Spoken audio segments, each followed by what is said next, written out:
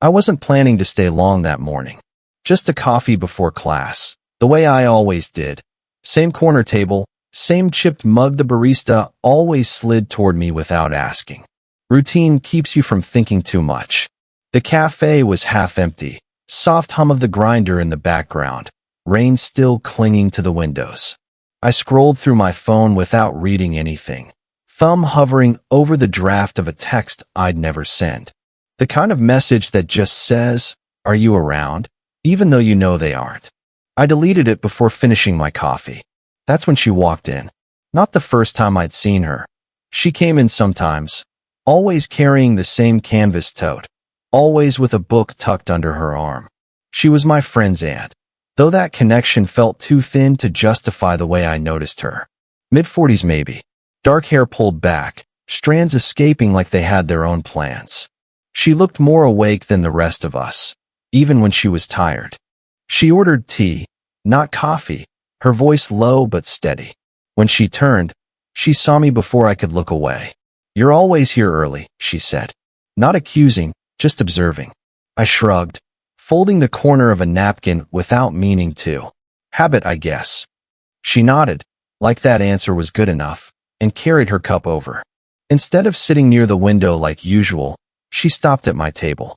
"Mind if I pushed my notebook aside before she finished. "Yeah, sure." It felt strange how natural it was, her sitting across from me. Like it should have been awkward, the age difference, the thin thread of connection between us, but it wasn't. She pulled her book out of the tote, but didn't open it. "What's the habit for?" she asked. "What do you mean? You said you come here out of habit." "Most habits start from something." I ran a finger along the rim of my cup, not sure how honest to be. "Used to come here with someone. Now it's just me." Her eyes lingered on me longer than I expected.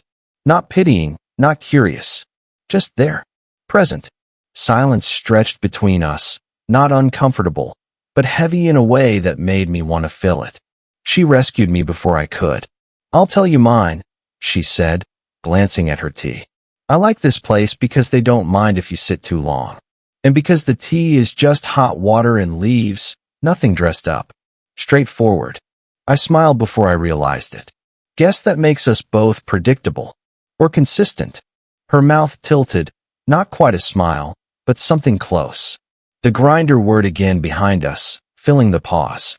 I noticed the way she wrapped both hands around the cup, even though it wasn't cold in there. I noticed the faint mark where her ring must have been once, though she didn't wear one now. My eyes flicked up too late, caught by hers. She didn't look away. Something in my chest tightened. Not dramatic, just a shift, like air moving before rain. Her phone buzzed against the table. She glanced at it, then back at me, leaving it face down. "You should be careful," she said softly, almost like she was speaking to herself. "You're too young." The words landed between us, quiet but certain. I didn't know if she meant it as a warning, or a truth she wanted me to accept. I folded the napkin again, tighter this time. My voice surprised me. "Maybe, but old enough to want you." Her hand froze around the cup. She didn't answer. She didn't need to. The silence stretched again, longer now, until finally she stood, tea still half full. "See you around," she said, but her voice wasn't as steady this time. I watched her leave, the rain easing outside as if it was listening too. My phone buzzed once in my pocket. A message. From her. Just 3 words, "Don't thank me." And I sat there, staring at the screen, wondering what she meant. I didn't reply to her message that day. Maybe I wanted to keep it suspended in air, like a note held too long at the end of a song. Or maybe I was afraid of what answering would mean. The next time I saw her wasn't at the cafe. It was her front porch. I'd come by to drop something off for her nephew, my friend, who was out of town. She opened the door herself, barefoot, hair tied up like she hadn't expected anyone. "You didn't tell me it was you," she said, brushing a strand from her face. "Would you have let me in?" Her mouth lifted slightly, the same not quite smile I remembered. She stepped back. "Depends what you're bringing." I held up the envelope. "Nothing dangerous." She took it, fingers brushing mine just long enough to matter. Then, like it was the most natural thing, she asked if I wanted tea.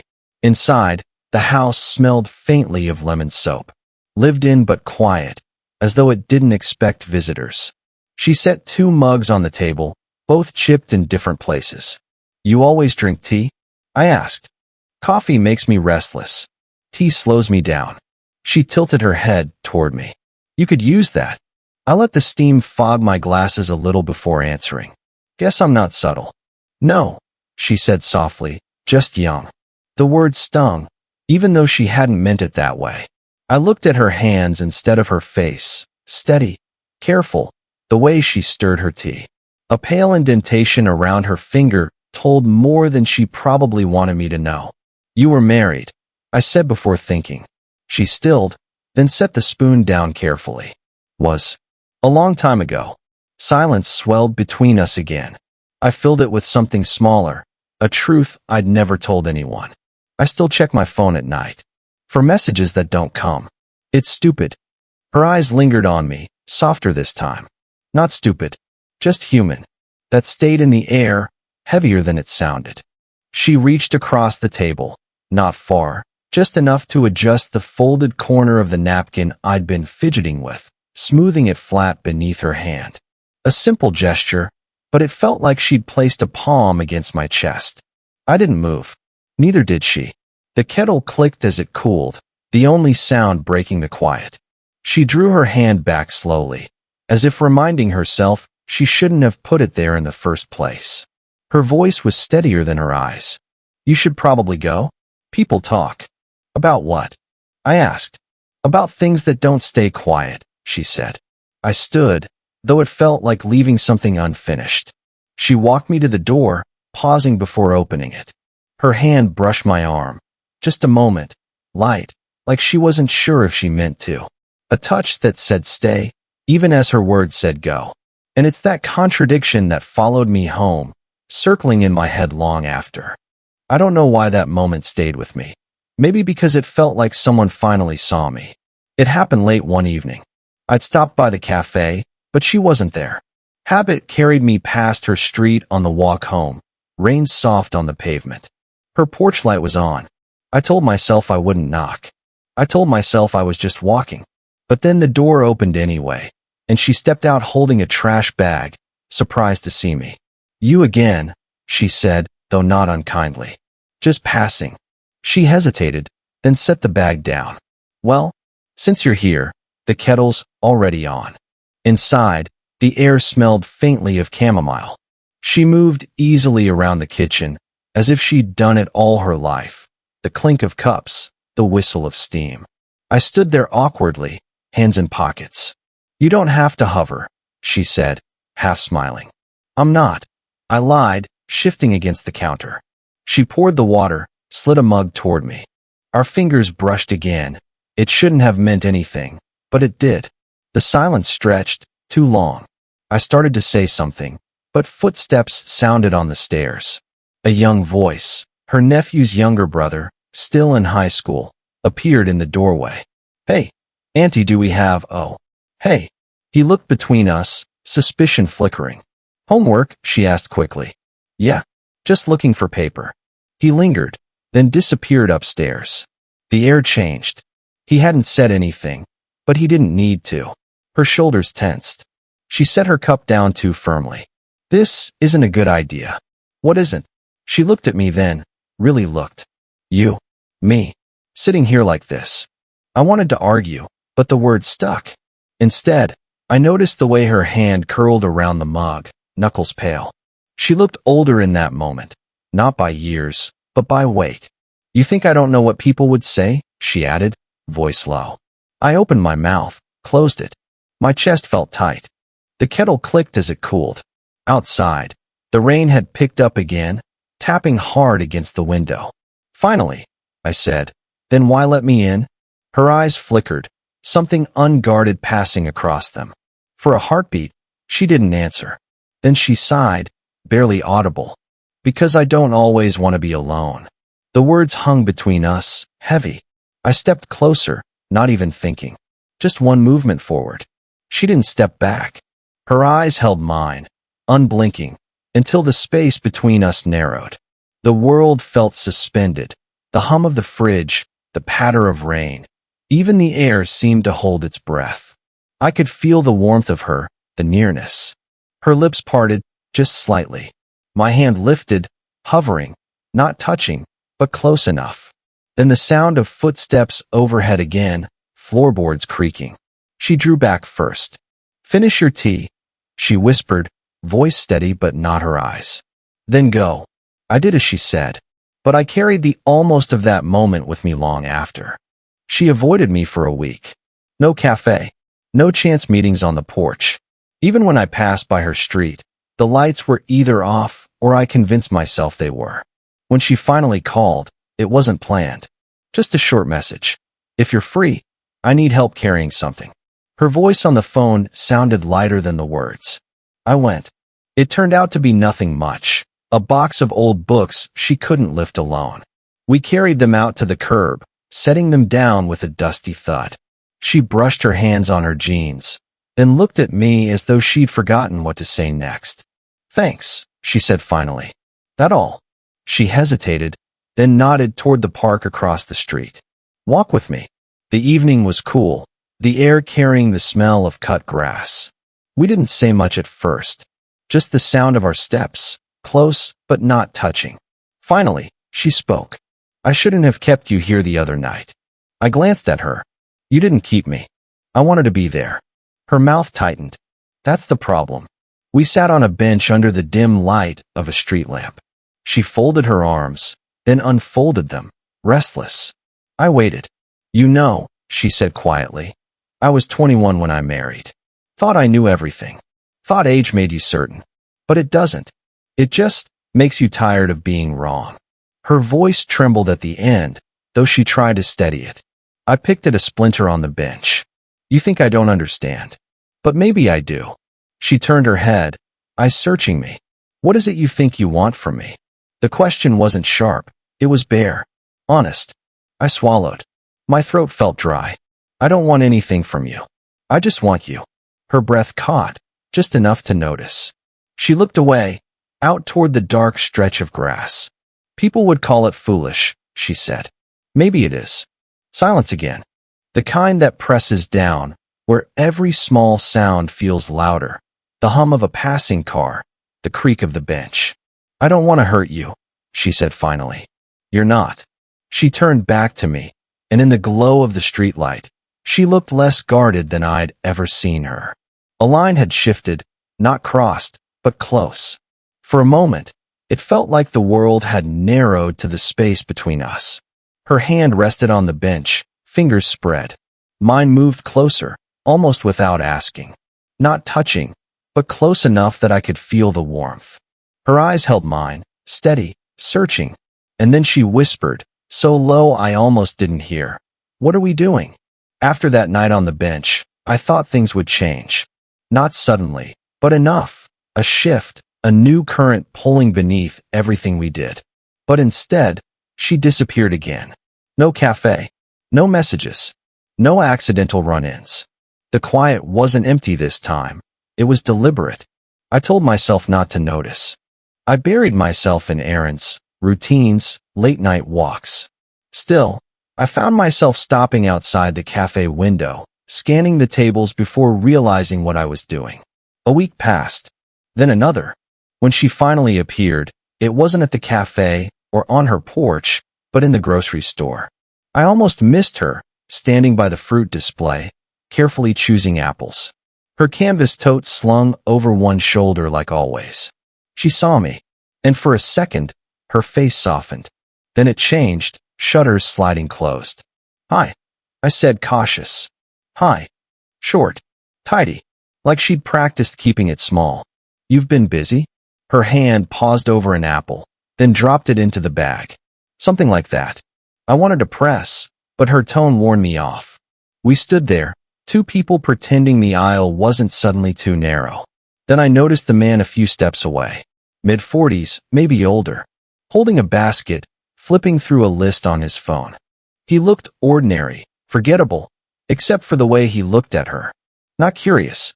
Familiar. She must have seen me notice, because she spoke quickly. "That's my ex-husband." The word landed heavier than I expected. Ex-husband. A life she'd had before I ever stepped into hers. I nodded, not sure what else to do. Didn't know. Not much to know, she said, but her voice didn't match. She kept her eyes on the apples, like if she looked at me it would give something away. He came closer, dropped a carton of milk into her basket without asking. She didn't flinch, but I saw the way her jaw tightened. I should go, I said. She finally looked at me, just for a second. Something flickered, apology, warning, both. Then she nodded. Take care. It sounded final, though I didn't want it to be. I left the store without buying anything. Walked home with empty hands, trying to quiet the noise in my head. That night, I opened my phone, typed out a message. I don't care about him. I just care about you. I stared at the words until the screen dimmed. Then I erased them, one by one, like they'd never existed. I didn't feel heartbroken. I felt paused, like life forgot to finish the sentence. The next day, I went to the cafe at the usual time. Sat in the corner with my chipped mug, watching the door. She didn't come. The chair across from me stayed empty, and I couldn't decide if it was waiting for her, or if I was. It was late when I finally saw her again. Not at the cafe, not in passing, but on her own porch. She was sitting on the step, a blanket around her shoulders, hair loose in a way I'd never seen before. The porch light was off, but the street lamp caught her profile in a pale glow. I almost kept walking. Almost. But then she looked up. You're out late, she said, voice quiet. So are you. A pause. She shifted the blanket, like she was making room beside her. I sat down, the wood cool under us, the night air smelling faintly of rain. We didn't speak at first, just listened, to a car passing, to the hum of crickets, to the silence of everything else. Finally, she said, I saw you the other day. At the store. I saw you too. She exhaled slow. That man, he's not in my life anymore. But he was. For a long time. And when you saw us, I realized something. What? That I don't want to explain myself to you. Not because you don't deserve it, but because I don't want you to see me through what I used to be. I turned that over in my head, searching for words. You think I haven't already seen you? She gave a short laugh, not amused but not bitter either. Seen pieces. Not the hard ones. Not the mistakes. I leaned forward, elbows on my knees. Everyone has those. Doesn't mean they get to decide what you're worth now. Her hand tightened on the blanket. She didn't look at me right away. Then, finally, you're too young for this. For me. The words echoed the first thing she ever said to me. And maybe she believed them. But I couldn't keep quiet anymore. Maybe I am. But I know what it feels like to want someone, and to mean it. That doesn't change with age. Silence again, heavier this time. I thought she'd tell me to leave. Thought she'd wrap the blanket tighter and retreat inside. Instead, she set it aside, folding it neatly on her lap like she needed something for her hands to do. I'm scared, she admitted. Of me. Of losing control, she said. Of letting someone in and not being able to take it back. I nodded, because I knew that fear too. Different, but the same. I'm not asking for forever, I said. Just honesty. Right now. Her eyes finally met mine, steady, searching, vulnerable in a way I'd never seen. Then she reached out, not dramatic, just simple, her fingers brushing mine, holding there. Small, human. Enough. Okay, she whispered. That was it. No declarations. No promises. Just one word, and her hand warm against mine in the quiet. And somehow, it felt like everything. Weeks blurred into months. Not dramatic, not cinematic. Just small adjustments that felt bigger than they looked. I still went to the cafe most mornings, but not always alone. Sometimes she joined me. Sometimes she didn't. On the days she did, she ordered tea. On mine, black coffee. The barista began to bring them out together, no questions asked. We never sat in the corner anymore. That table had too much of a beginning tied to it. Instead, we chose the middle, where the noise of other people made our silences easier. Life didn't change all at once. Her nephew came and went, never saying anything, though I sometimes wondered what he thought. My friends joked about how I'd gone quiet lately, but I let the comments drift past. What mattered was different now. There were still moments of doubt. Hers, mostly. A hand pulled back too quickly, a glance over her shoulder in case someone saw. But those moments softened. Not gone, but gentler. Like fears that had learned they weren't in charge anymore. One evening, we found ourselves on the same bench as before, the one under the dim street lamp. This time, she didn't fold her arms or speak about the past. She just leaned against the backrest, letting the quiet stretch. I sat beside her, shoulders almost brushing. It feels different now, I said. It is different, she answered, eyes on the dark grass. The air smelled faintly of cut lawn, just like that night months earlier. I remembered the way she had asked, "What are we doing?" and how I hadn't been able to answer. Tonight, she didn't ask. She just reached for my hand, steady, unhesitant. The world didn't tilt. No soundtrack swelled. It was just her hand in mine, ordinary and extraordinary at the same time. At her house later, she poured tea and I drank coffee, and neither of us tried to name what it was. We didn't need to. I caught her watching me once, a small curve at the corner of her mouth. Not a smile for anyone else, just for me. And I realized then, this wasn't about defying the world or proving something against the odds. It was about having someone who saw the unsent texts, the unfinished sentences, the empty chairs, and filled them, quietly. She once told me tea slowed her down. And maybe that's what she gave me too. A pause. A stillness I hadn't known I needed. I don't know if this is forever. I don't think she does either. But when she set her cup down and looked across the table, I felt it. Not certainty, not grand love, just something steadier. Something enough. And when I looked back, we both understood without saying it. 8:47 a.m. tomorrow. Same cafe. Same chipped mugs. Ours.